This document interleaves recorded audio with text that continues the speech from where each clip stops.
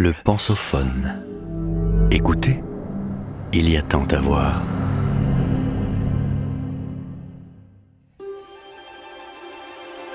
Le jardin, une histoire de la nature maîtrisée.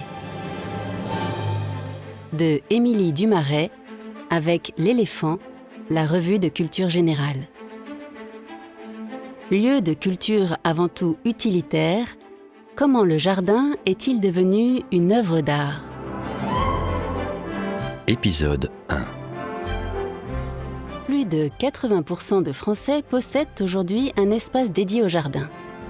Lieu de production potagère ou de réflexion écologique pour les uns, de méditation ou de plaisir pour les autres, cette proximité avec le végétal est une aspiration de plus en plus présente pour la plupart d'entre nous.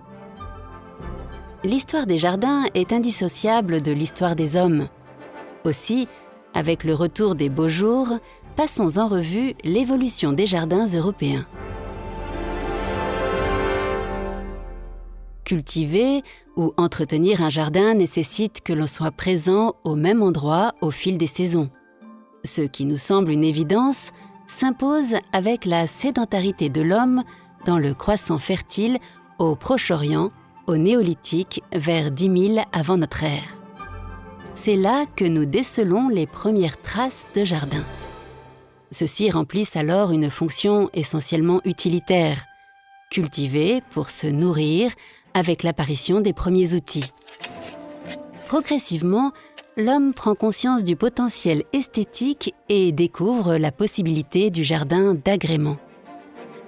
Celui-ci trouve ses sources dans les descriptions des jardins imaginaires et merveilleux de l'Antiquité. L'épopée de Gilgamesh, 2100 avant notre ère au Proche-Orient, les jardins suspendus de Babylone de Nabuchodonosor II, 6e siècle avant notre ère, que l'on situe dans l'actuel Irak. Le jardin des Hespérides, sur les pentes du mont Atlas, où les pommes sont d'or. Le jardin d'Alkynos, décrit par Ulysse chez Homère, 8e siècle avant notre ère. L'histoire du jardin d'agrément est née du jardin rêvé, imaginé.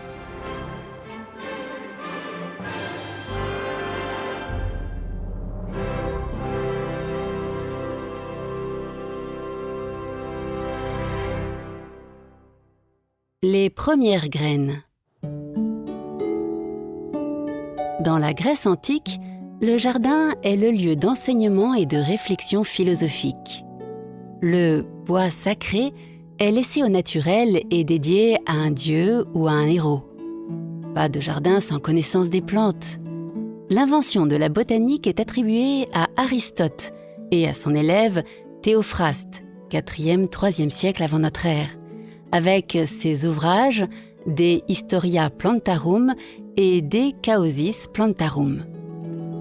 Il n'est pas encore question d'esthétique du jardin, mais la graine est semée.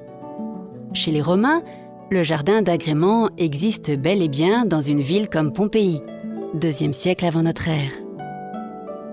Jardin potager et jardin d'ornement se mêlent alors dans un même espace autour du péristyle. Ce portique, hérité de l'architecture grecque, est un lieu de transition entre la maison et le jardin. Il offre une ombre salutaire au plus fort de l'été. La déambulation dans le jardin se fait sur des sentiers de terre battue, recouverts de sable, de gravier ou de poteries cassées.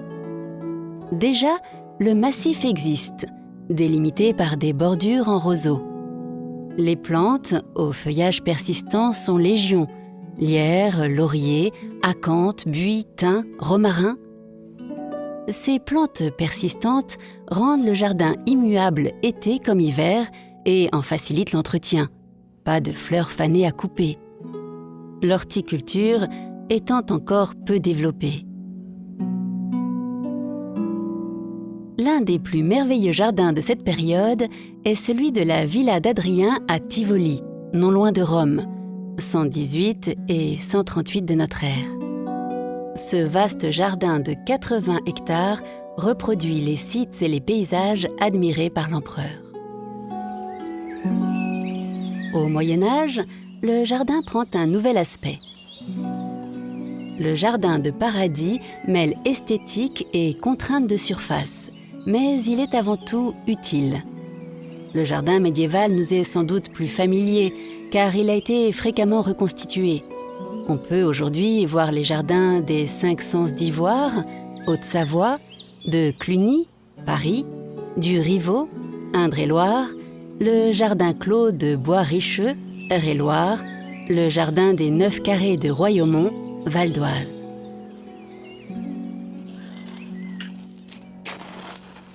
À l'époque carolingienne, 18e-10e siècle, qui incarne le retour de la stabilité en France après la période des invasions barbares, Charlemagne n'est plus uniquement tourné vers la défense de son empire.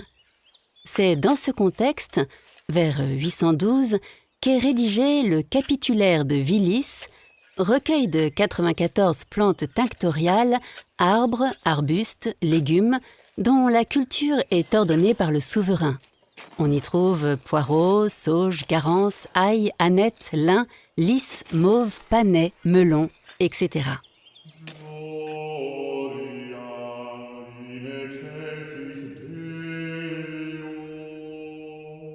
Les moines sont alors les maîtres du jardin.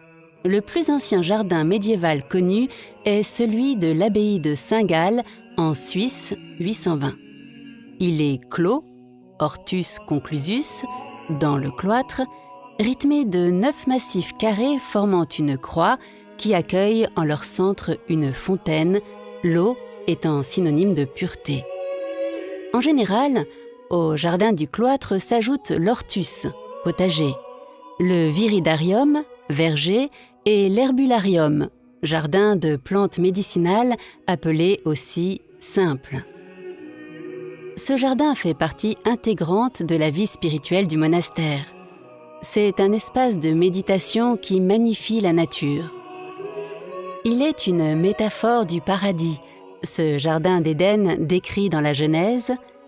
Dieu planta un jardin d'Éden du côté de l'Est. Il y mit l'homme qu'il avait façonné. Dieu fit pousser du sol des arbres de toutes sortes, agréables à voir et porteurs de fruits bons à manger. Il fit pousser l'arbre de vie au milieu du jardin, ainsi que l'arbre de la connaissance du bien et du mal. Dieu prit l'homme et le plaça dans le jardin d'Éden pour qu'il le cultive et le garde. Livre 2.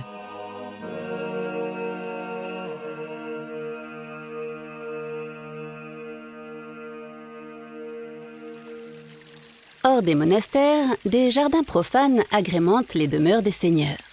On y retrouve cet espace clos qui abrite les amoureux. Les ouvrages relatant l'amour courtois décrivent en détail ces jardins. Le roman de la Rose, de Guillaume de Loris et Jean de Meung au XIIIe siècle, les livres d'Albert le Grand ou Pierre de Cressan, autant de jardins accueillant pelouses, charmilles, treilles et fontaines. Les croisades, dès la fin du XIe siècle, rapportent d'Orient artichauts, épinards, aubergines, jasmins, roses de Damas, roses trémières, bananiers, encolis.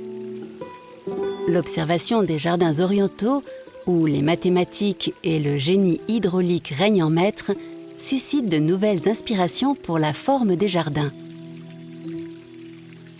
À la fin du XVe siècle, l'imaginaire se renforce autour du jardin merveilleux, décrit dans le Songe de Polyphile de Colonna, édité à Venise en 1499. Au même moment, apparaît au jardin le fameux labyrinthe de verdure. Les chrétiens en font un symbole de la difficulté d'accéder au salut.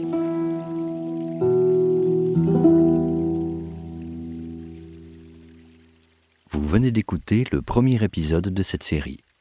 Retrouvez-en l'intégralité sur lepensophone.fr.